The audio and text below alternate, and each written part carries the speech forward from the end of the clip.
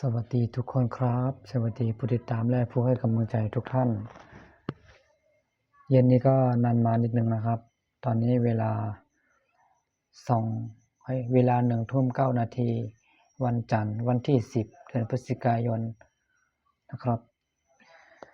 คลิปวิดีโอนี้ก็ผมจะมาพูดเรื่องการเราทำงานเนาะการเราทำงานนอกเมืองและบ้านนอกมันไม่เหมือนกันนะครับเนาะคือผมจะมาพูดถึงเรื่องทำงานแต่บ้านนอกไปก่อนนะฮะแต่บ้านนอกนี่คือว่าเราทำไร่ทำสวนนะฮะแต่บนร้อยนี่นาอาจจะไม่ค่อยมีเนาะมีนาก็อาจจะไม่ค่อยมีน้ำดีสักเท่าไหร่มันไกลๆมีหนึ่งที่ไกลๆมีนะฮะแต่มันพูดถึงว่านาเนี่ยนะ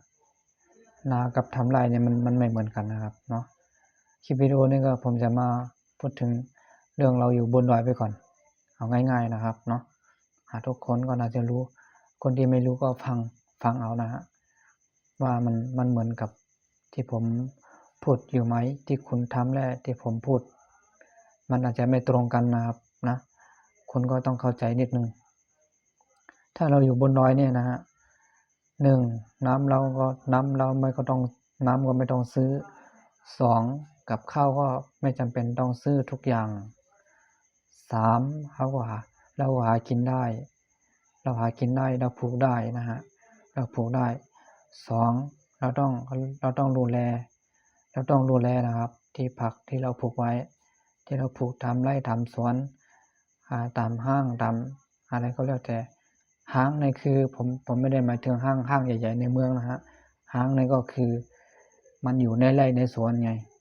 ห้างที่เขาทำไว้คล้ายๆกับศาลาพักใจนะ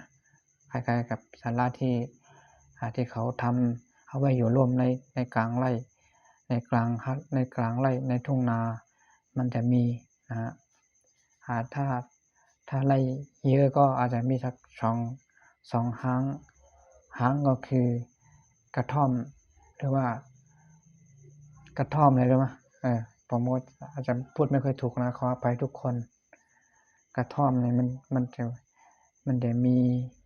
ตามไร่ตามสวนนะครับนะอาจจะเขาไปมุงเอาไว้ไปอยู่ร่วมมัน